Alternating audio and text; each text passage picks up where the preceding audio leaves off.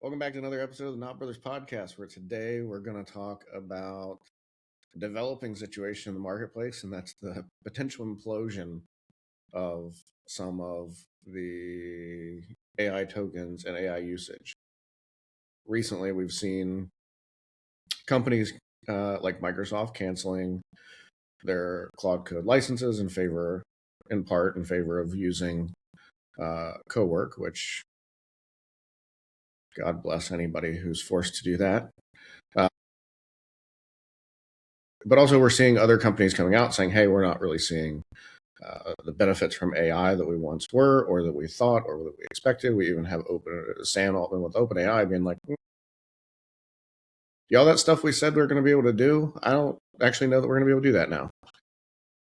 And that's on top of things that we talked about before, like the redefinition of AGI, and everybody is trying their damnedest to redefine what AGI means, because I think they've realized that they very much have overpromised what the capabilities of the current technology is. So we're going to rant about this for a little bit and see where we wind up. Mark, where do you want to start? What's most interesting to you? I think from a business perspective, one of the most interesting things to me is the overpromising that we have heard from the tech companies, and maybe the most interesting and disappointing at the same time thing has been the CEOs and executives of especially big companies across the board kind of being early adopters and early proponents, and just kind of taking the tech bros word for it of what this technology can do and what it's going to become, right? Like there have been massive moves made across big companies, not just in big tech, but just big co's across the US, and all under the guise of, whether they say it or not, all under the guise of AI is going to deliver, and it's going to deliver massive shareholder value, and it's going to fundamentally change businesses. And while some of that is true, I think the extent at which it can do those things is being challenged right now, and that's what we're feeling in the marketplace right now. And some of the things you started the podcast saying, which, so I'm interested to understand, like, what are these executives going to say next about, like, oops. I mean, this is the challenge, right? And there's lots of there are plenty of accounts that I follow that have poked fun at this the whole time, and I think this is always the way that it is, right? Because you're presenting something that seems like it solves every problem to somebody who doesn't have the knowledge to understand what they're being told, and they don't have the knowledge to sniff test it, but they're used to being really, really smart and making really good decisions, right? So feeding the idea that AI is going to solve everything, and it's going to 10x your profitability, and it's all of these things to an executive, I mean, it's like taking candy from a baby. Like they're just going to lap all of that shit up. And it's interesting because you see people talk about this, like, now you have companies spending thousands of dollars a month on tokens, and even encouraging and requiring people to spend thousands of dollars a month on tokens. When, if we rewind the clock only a few years, and you were like, hey man, can I get a new laptop? And like, I'd really like the one that has 32 gigs of RAM. They're like, well, that's going to require VP level approval. And we're talking about like $500 here. They're like, nope, you get the 3-year-old HP piece of shit model that's been passed down 3 different times. That's what you get to work with. And now we're like, you want to spend $500,000 in tokens a year? Sure. Sounds great. Go for it. Yeah. It's and I think that like that drunkenness, right? Like we've talked before about like how AI models get drunk on tokens, and I think the people have gotten drunk on tokens as well. And I think there's maybe sort of like that, a little bit of that sobering up that's happening currently, where we're realizing like, hey, we're burning a lot of money, and I'm looking at the yield from this. It's not really making sense. And that's when you have companies start to look at things and go, you know what? It was actually cheaper when we had people do this than it is trying to make all of this stuff do this. Or And I don't think this is universal. Like, I think that's the problem. Like, that's, I think, probably what most people look at immediately, and they're like, okay, AI is just going to go away. I don't think that's the case. AI is an incredible tool. The if AI never got any better or any smarter than it is right now today, it is still an incredible tool that shifted an entire industry forward by an order of magnitude, and that's fantastic. It enables a lot of really great things. I think the challenge is when we start to see it as like, this is the pathway to universal high income and the fucking Wally world, like the world that is in Wally, where we all just float around on our fat asses on these carts and nobody wants for anything. And I don't think we're quite there yet. I don't think technology is going to provide that for us, but can still do some really fantastic things. Like, you want to parse through 10,000 pages of shit and pull out some information, great at it. Yeah, I think so there's a question of, are companies making this sort of, 3 steps forward, 4 steps backwards moment in AI because of fiscal years coming up? There's an argument to be made that Microsoft in particular is doing that because they haven't had super strong earnings, and an easy way to prop up their last quarter profits is to cancel a bunch of Claude licenses and promise that, for the next fiscal it's going to look different because blah blah blah blah. And then just buy them all back. Yeah, and buy them all back. Well, or in their case, they also, Microsoft's an interesting one because they're canceling their Claude licenses, and in part, they have their own. So they're like, well, you don't need Claude; you can just use Microsoft Cowork, which is just as good. No, it's not. Yeah, it's great. So, like, or Copilot. I said Cowork, not Cowork. Copilot. Copilot. So they're an interesting case, but I think it's not exclusive to them. And I do think to an extent you're probably right. We saw Amazon do this the end of the year last year, where they laid off a whole bunch of people and just happened to also buy a whole bunch of GPUs around the same time period. And it helped make their books look better, propped up the stock a little bit, and freed up operating capital to go purchase a bunch of GPUs. And they've probably hired back a bunch of those people. But it's just kind of the games that we play for Wall Street. I think that's definitely true. But I think the underlying tone, though, regardless of the gamesmanship that you play in Wall Street, I think the underlying tone of how powerful AI can be for organizations is hitting that sobering moment in probably the best way possible in my mind, right? Because what we found over the last 5 months of 2026 is kind of where the limitations are with things like, not just the AI technology, but also things like OpenClaw or Claude's version of OpenClaw or any of the other frontier models version of OpenClaw that have kind of emerged. And what we found are limitations. It's incredibly powerful, but there are definitely limitations with what it can do and what it can't do. And so what it does incredibly well is anything repetitive and anything that you can teach it to do over and over and over again. What it doesn't do so well is make anything brand new. And so those limitations are fundamental differences as to what you would need humans to continue to do and invest more time and energy into, and what you wouldn't. And honestly, that's not really that much different than any other evolution that we've been through in terms of human capital and workforce, right?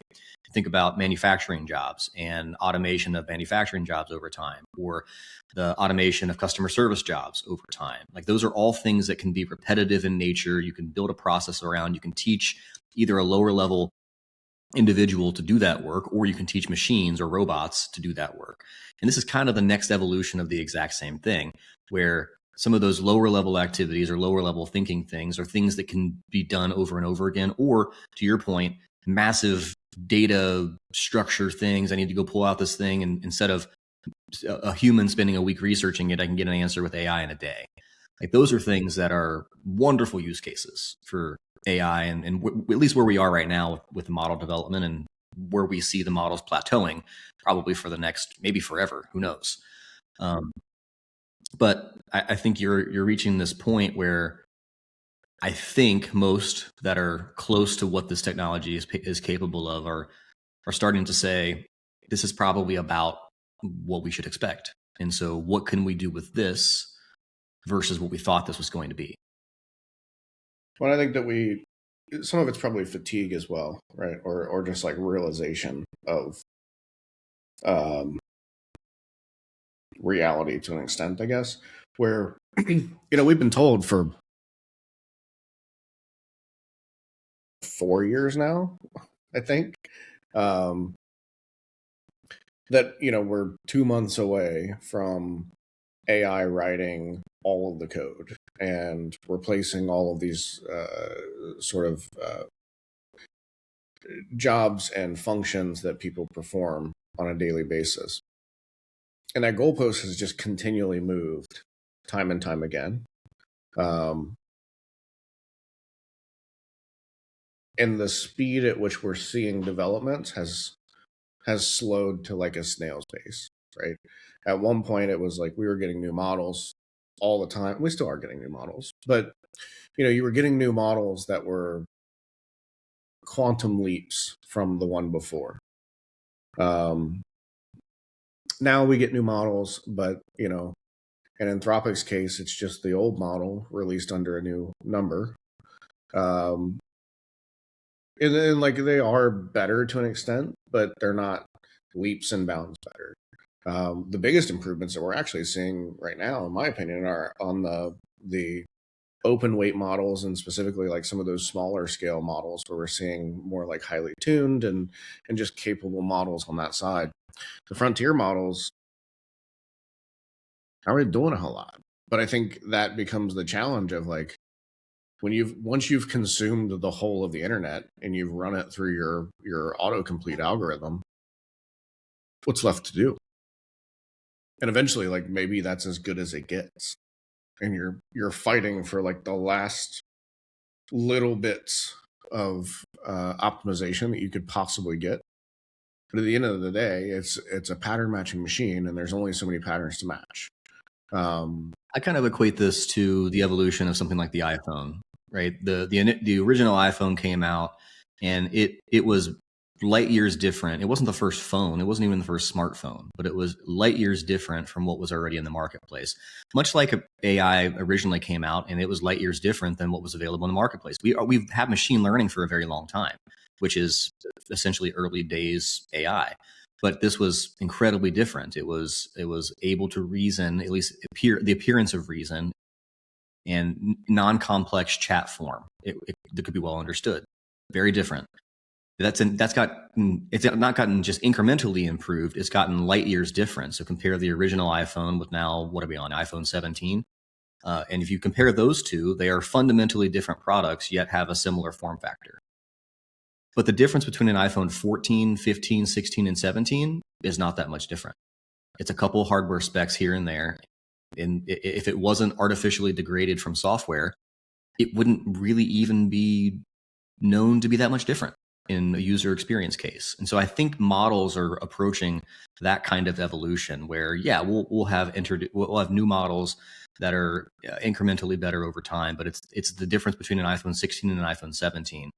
And what we're really looking for, I think, to your point, with some of these other models, are like keeping on the Apple ecosystem, are brand new products that are maybe part of a similar ecosystem, things that sit alongside, right? So an Apple Watch, an iPad, stuff that supports that ecosystem, but is not necessarily the model itself that's driving such improvement. So I think about that as like layers. So you have some of the layers of software that sit around all these things. So essentially the open qual equivalents, things that are opening up and being connected to these things in a way that makes them more powerful.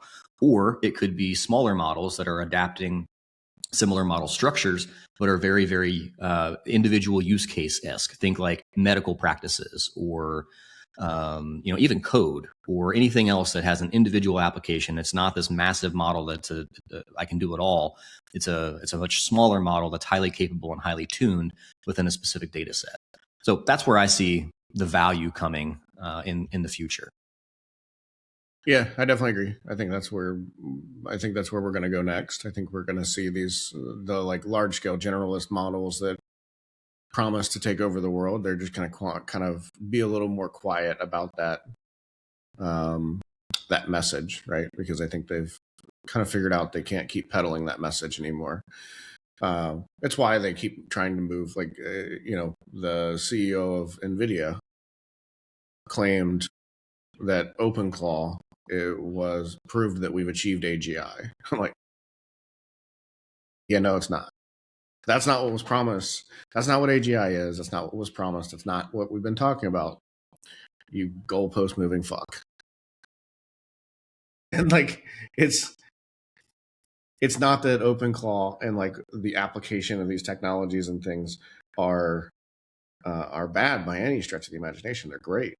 They're really, really cool applications of what we have now. And I think that even, the guy who created OpenClaw went and, he got snatched up by OpenAI and is working with them. And I think since then we've seen, I've been a pretty big like Codex hater since kind of the beginning, right?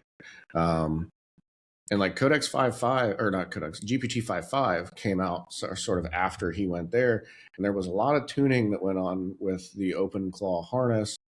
And I have to imagine working with just the engineers and whoever are tuning the actual prompt, because it used to be the case that GPT would just it was like pulling teeth to get it to do anything.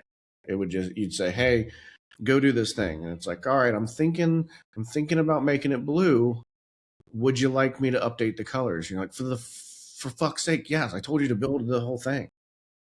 And like GPT 5.5 is the exact opposite. It'll just churn. And like I've had it churn on stuff for like an hour, where I just throw it at something that's really difficult. I'm like, hey, go do this, then have this agent review it, fix all that stuff. I'll be back later. And I'll just check in on it, and it's just running in like a TMUX session. And I'll just sit there and churn and churn and churn and produce, like, the output is really, really, really good. Good enough that it makes Opus 4.7 look really stupid.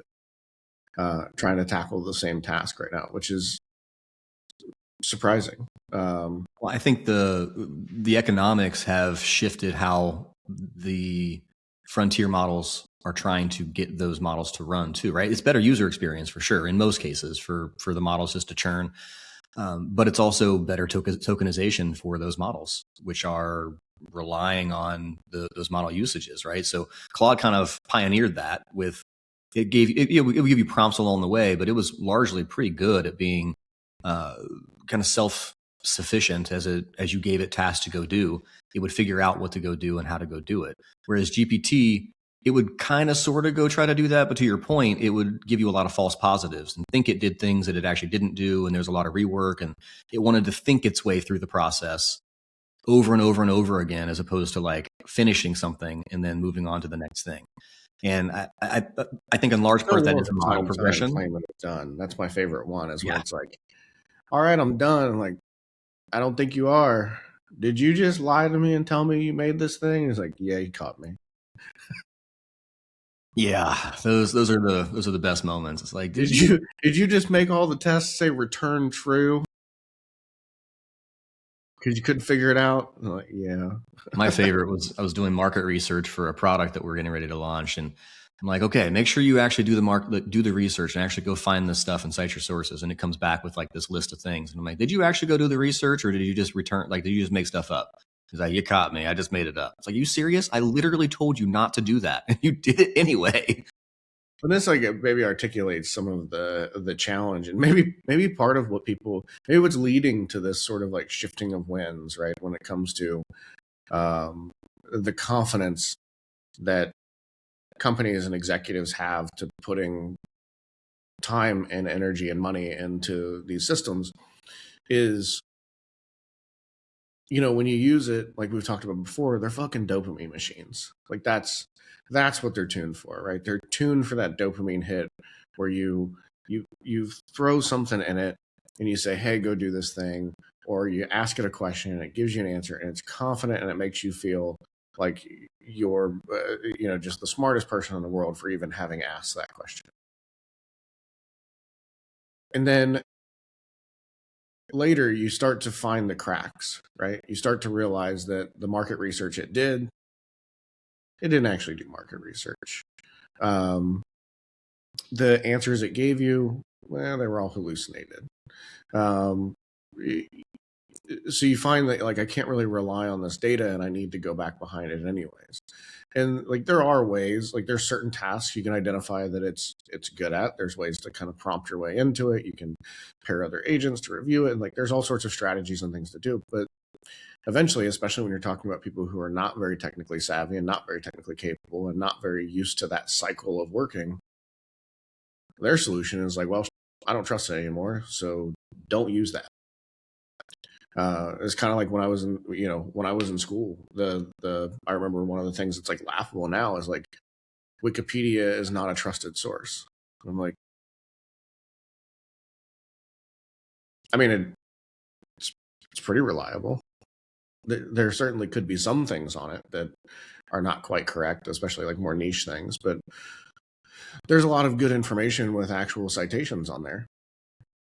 And now, it is probably accepted at most schools to cite Wikipedia as a source, right? And what I did is I just went to Wikipedia anyways, and then I would just cite the source that was on Wikipedia. Made perfect sense to me. Between Wikipedia and Reddit, it's probably the two most like primary sources that have trained AI anyway. Yeah. I mean, Reddit is an interesting one because like Reddit is always, that's like one of the most searched terms is, something, something, something Reddit. Because that's the only place to get like truly authentic. You're going to know how people feel about something if it's on Reddit. Instantly. Like you can watch all the review videos. And it's a real challenge, man. Like I watch, things all the time and see like, what do people think of this product? And like, I have products that I know are actual dog shit that I watch somebody just like make a review video and just gush about how great it is. I'm like, this is an awful product. And I don't trust you anymore to make any product recommendations because you're not willing to call the baby ugly. And like, that's a challenge. But on Reddit, I never have to worry about if they're going to call the baby ugly because they will. It's true. Well, so getting back to our discussion on AI, economics, tokenization, those sorts of things, one of the other areas that have happened recently is Sam Altman, the biggest proponent of AI is going to take everybody's jobs. You should definitely be ready for that. And economically, we don't know how we're going to handle that yet. Just we'll figure it out together. Has pretty much been his stance, which was a theory. It was probably even a relatively good theory for some period of time. And even he's coming out at this point and saying, you know what, that was a theory. And I don't think that theory is going to hold true any longer. And it's largely because of what we're talking about. We have just limitations with what the models are going to be capable of. And that's okay. I think the general acknowledgement just needs to be, all right, well, if these are the tools in our toolbox, how do we use them for the benefit of our business, of our employees, of our people, of our customers, and how do you get the most out of it? And that's I think the trend that we're going to be on for the rest of this year. I don't think we're going to be in this continued wave of AI hallucination. Yeah, going to change the world. Yeah, well, it is going to change the world and has, but I don't think it's going to have the negative economic implications that have been pontificated for the better part of probably a year and a half. I mean, the question is like, do we think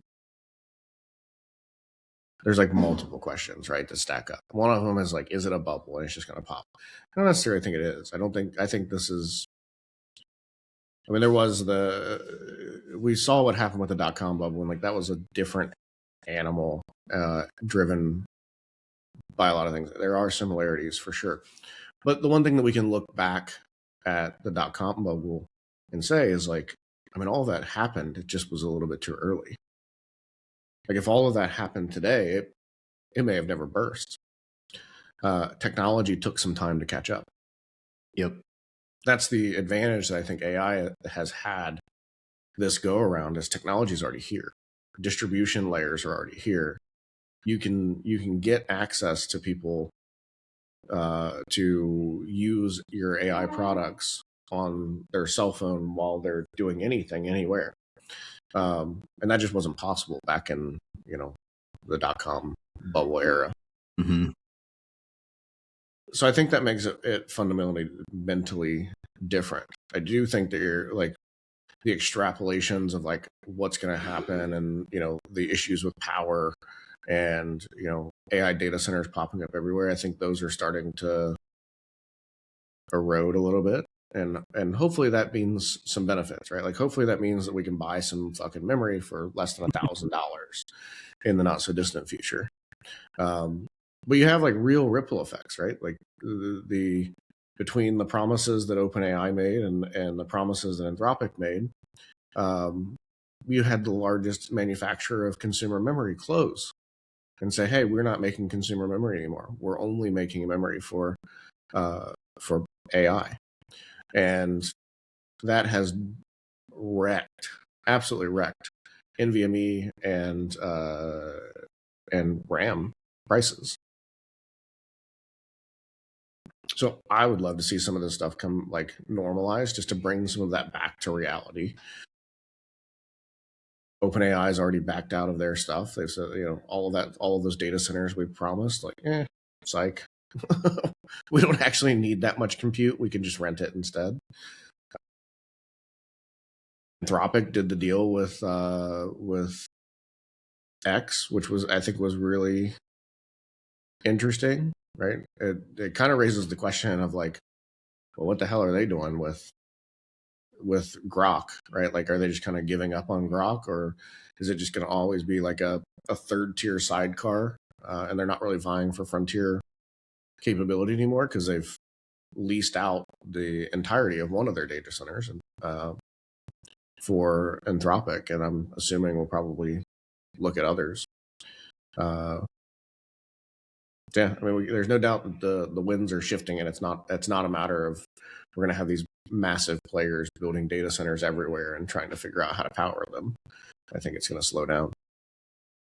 I think largely those deals have already been struck, which is why we're not hearing as much about it, right? I think they are still. I think either they've been struck or they're in near finalization. Like there's this massive one that's supposed to be going out in Utah that I think they're still trying to figure it out. But it's like it's huge. It's like 50 square miles of a data center. Like that's a real thing, a real commitment. It would be the largest one, at least in North America. I don't know about the world, but it'll be gigantic. So I think that's some things that's slowing down. The part that I don't think is vaporware and I don't think is going to slow down is the consumption side of AI utilization. I think we've been talking about like frontier models and overpromising and all those sorts of things. But I think we are still at the early stages of the implementation layer of what we can use AI in, how often, how frequently. We're going to very quickly get very used to in every application and in every place that we interact with technology, just being able to ask a simple question and getting a complex answer back, regardless of where you are and what you're using. It's the same way that we sort of been trained over some period of time by Amazon to expect an Amazon experience when shopping for anything anywhere. If it only takes more than 2 days to get here, it's something's gone wrong. And you better have everything available. Like, oh my gosh, you don't stock that? Why don't you stock that? I don't understand. And so it's this, kind of rewiring of the user experience. And I think that's going to happen everywhere in the implementation layer. And that's going to drive demand substantially across model utilization. Now, is that frontier model utilization? Is it specific? Is it, those specific models that we've been talking about? I think it's probably on the more fine-tuned models over time. It'll start at the frontier layer, then it'll drill down into those more fine-tuned model utilization. But you even have groups like Google, which Google started in a very behind position in the AI race, and I think you can make an argument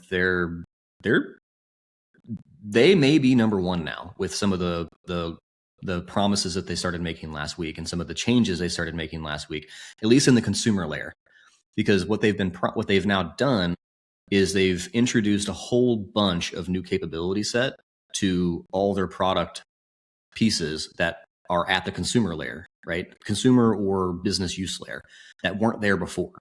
And so they're extremely well positioned to become well adopted as compared to like an OpenAI, which kind of sits as a sidecar on top of other things. This is now built as a fundamental piece of all the Google products. And it uses Gemini, which is their model, obviously, as they kind of own both pieces. It'll depend on and we'll probably see like shifts. There have always been like these, like what each model's good for. even within the frontier class models, right? Like Gemini has always been a little bit better at like creative things, look and feel, design. Like that has always been like Gemini's bag. I think, you know, because as I think about it, and like if you say like Gemini has, you know, maybe the best model, I kind of like scoff. I'm like, no, they don't. But I'm also thinking about it from my vantage point and my use cases. And my use cases are mostly writing code and technology, like technical, right? From a technical problem solving perspective and writing code, like Gemini ass. Uh, and I would not choose like Codex is, or GPT-5.5 specifically is like, that's the God tier right now, at least for the moment. That'll change next week. But you are right about the integration. I think the thing that Google has done is they've been able to integrate that into their product. So when we think about like we've been in the Google Workspace ecosystem forever. I think that's what they're calling it now, Workspaces. They change the name like every other Tuesday, so I'm not sure. Yeah, Google Apps back in the day. That's what I still call it most of the time, but I think it's Google Workspace now. So they're able to bring their model capabilities directly to the surface, directly to the user inside of those platforms. So, you know, I've noticed they have sort of that Copilot approach is really what they're doing. And making it where like you can ask Gemini to help you find files or to organize something or do something in Google Drive, which can be beneficial, and it knows how to read those the file types, especially the like Google Pages and Google Sheets and that sort of stuff, which are an atypical file type and other things struggle with. They can't access them.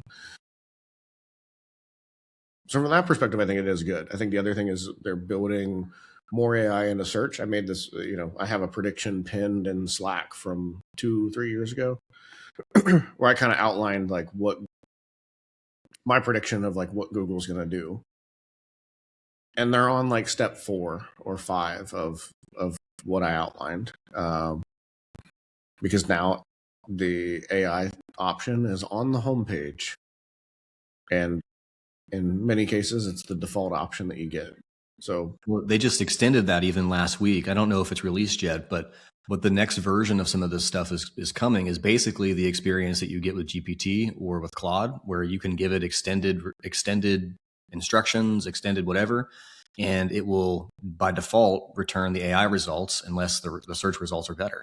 And so you're essentially building in that same experience within what we've always known as to be a Google search is now going to be primarily powered by AI, even more so than it already was, to the extent that even image creation will be done just like it is in Claude and GPT or other things, like the creation of things, not just the finding of things, which is what we've historically known Google to be.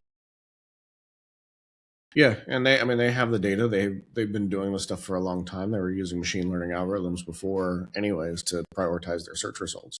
This just changes how they present the results, and also how they rank those and figure out relevancy and those sorts of things, which has completely destroyed, you know, any understanding of what SEO is in the modern era. It's almost like you have to produce actual content that people actually want to get to now in order to show up when somebody searches, which I think is fantastic, right? Like get rid of all the bullshit, get rid of people producing things just for the robots to rank you highly. Produce something somebody wants to read. It should kind of be the rule. But I think that the applications are definitely where it's going to go. And we'll see, you know, more applications of all of the frontier models. And I think we'll probably see some other models creep up. Even ones that are built on top of other ones. So like you have, even within the development world, you have like Cursor with their custom models and a couple others that are out there with custom models that are really just like they're building on top of an open weight model or something and tuning it. But it's for a specific task. And when you do it right, it can perform better than generalist frontier models or untuned open weight models. So I think that's where we go next, and we start to see the real benefits of these. Not so much just promises of utopia, but real applications. And I think this is the same thing that we saw. We've seen this time and time before with every revolutionary sort of event or product that happens, right? You have like the industrialization that we saw back in the day. We didn't see. I wasn't alive yet. But like the predictions of where that would go and where it actually went are, I think, a little bit different.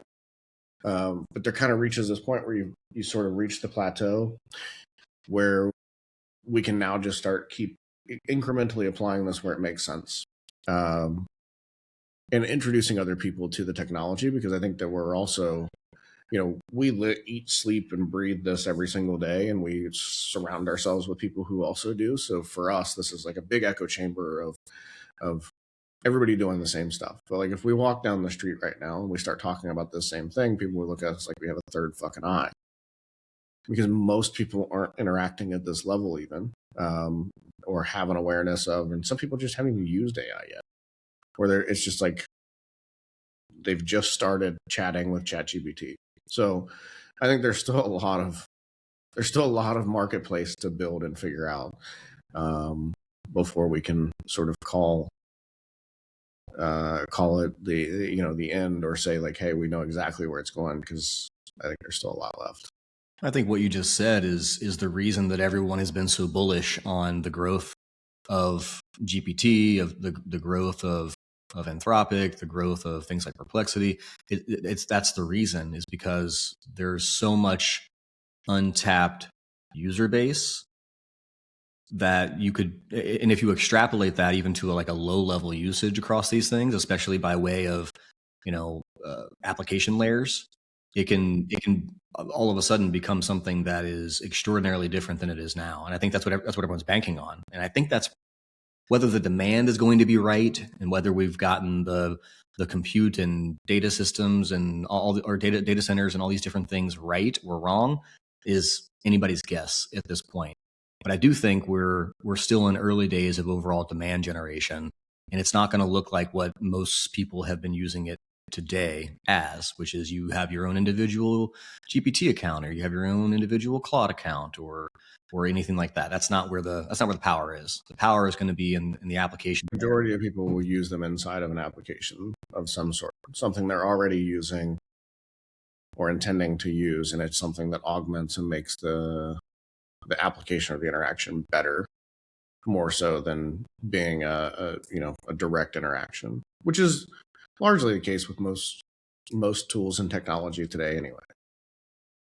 Yeah, it's not much different. It's essentially, the old promise of a chatbot in any application you've ever tried to go into, but one that's actually good instead of one that's just hot garbage that you're interacting with. I mean, hell, that would be an improvement if the chatbots that you're going to force people to use could actually be decent and answer questions. Like, that's a win. I'd take that. Yeah, I'd take that too. Product idea. All right. Well, I think we beat this one to death today. I think so too. Till next time. Next time.